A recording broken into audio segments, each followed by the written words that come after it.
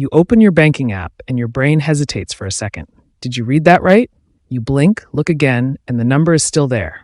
$20,000. Not 200, not 2,000. A full $20,000 with your name on it. You close the app, reopen it, just to be sure. It's not a random refund or some glitch. It's money you actually saved, paycheck by paycheck, over months or years. Most people, in that moment, feel a wave of relief. A smaller number feel pride. Almost no one feels what they actually should. I am now very interesting to people and systems that would love to separate me from this money. Because crossing $20,000 doesn't mean the game is over. It means you've entered a new part of the game, where the rules are quieter and the mistakes are more expensive. Before you had $20,000, your problems were obvious. Overdraft fees smacked you in the face. A declined card was instant panic. A surprise bill clearly hurt because there was nothing to cushion it. You didn't have enough money for subtlety. At $20,000, you finally do. The danger stops being one giant punch and becomes 1,000 tiny nudges. Your inbox changes. Ads change. Pre-approved offers change. You're suddenly eligible for cards with bigger limits, premium checking accounts, car leases with low down payments, and vacations you can book now, pay later. Every single one of those looks harmless in isolation. None of them screams disaster, but all of them quietly share a goal. Turn your hard-won $20,000 into somebody else's monthly income. Imagine this in numbers. You have $20,000 sitting in savings. You decide you've earned a proper car, so you upgrade to one with a $600 monthly payment. You're tired of your old apartment, so you move, and now rent plus utilities are $400 higher. You add a few subscription bundles, streaming, premium apps, software, another $70 a month. You finally book that dream vacation you've been stalking on Instagram. $3,000, paid off over a year at about $250 a month. On paper, nothing dramatic happened. You didn't buy a yacht, you didn't go full lottery winner. You just made normal choices. But in 12 months, you've added roughly $1,320 in new monthly obligations. You didn't just swipe your savings once. You turned parts of it into permanent bills that follow you everywhere.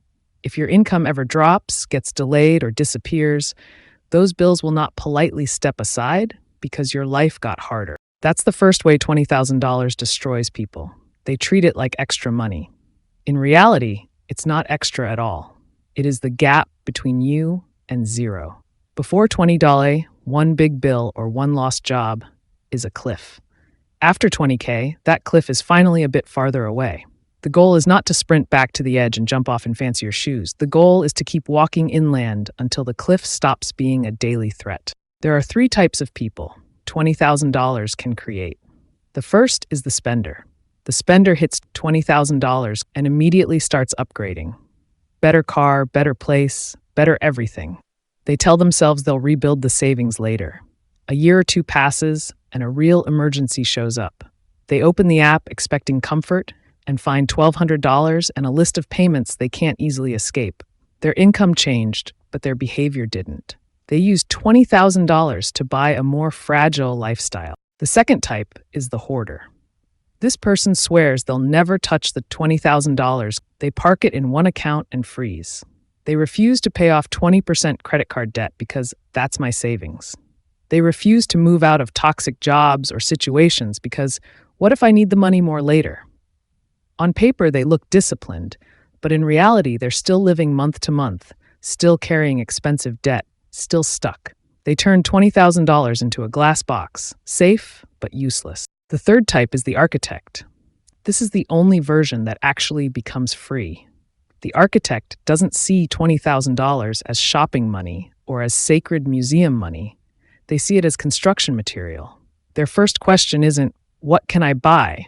It's what can I eliminate and what can I build so I never have to live like before again? The architect starts by looking for fires, high-interest cards, buy now, pay later junk, anything charging double-digit interest.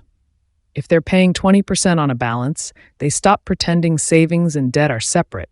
They treat that interest like exposed wiring in a wooden house. It needs to be put out now. Part of the $20K becomes a fire extinguisher, not a trophy. Next, they decide how many months of bare bones life they want this money to defend. Not current lifestyle with Uber Eats and 4 streaming services. Bare bones. Rent or mortgage, food, utilities, basic transportation, basic insurance. Maybe that's 3 months. Maybe it's 6. They take that amount, say $9,000 to $18,000, and move it into a separate, boring, high-yield savings account.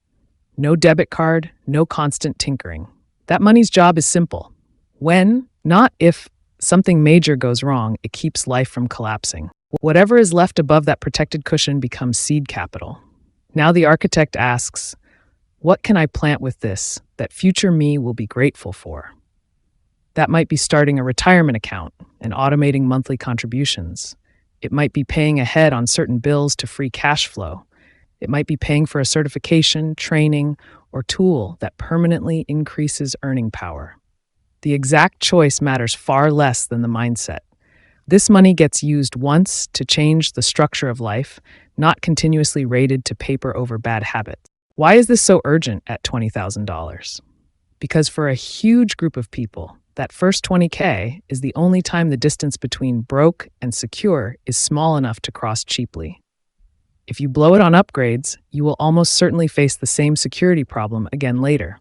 Except then it will cost you far more years, far more stress, and usually far more money to fix. You'll be trying to build the same safety net in your 40s or 50s under worse health, higher expenses, and less flexibility. Look at 2 people with the same income and age.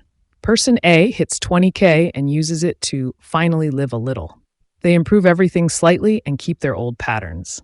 Person B hits 20K, kills their worst debt, walls off an emergency fund, and starts investing $500 a month. In 1 year, they don't look dramatically different. One has a nicer car and apartment. The other has a more boring life on the surface and some dull-looking accounts. Fast forward 10 years.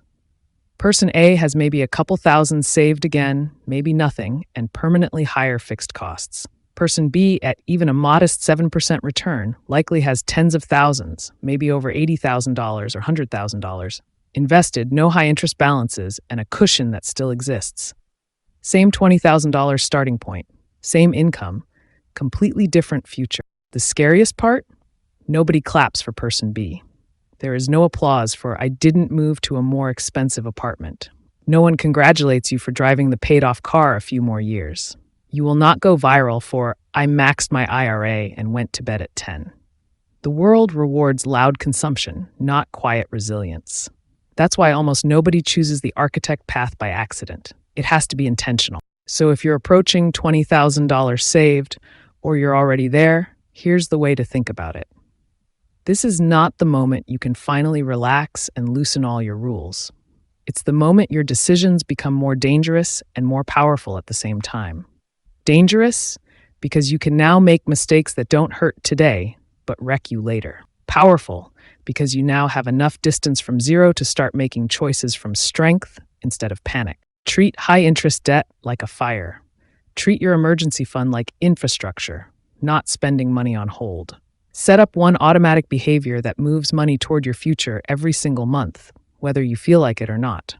And write one rule for yourself about lifestyle creep. Something like, when my income goes up, at least half of the raise goes to my plan, not my lifestyle. If you do that consistently, $20,000 stops being a random number and becomes a line in your life story. On one side of it, every bad day is an emergency. On the other side, bad days are still bad, but you aren't constantly one step away from disaster. From the outside, you'll look boring, but from the inside, you'll know the truth. $20,000 wasn't a finish line. It was the moment you finally had the power to decide whether you'd quietly become free or loudly end up back where you started.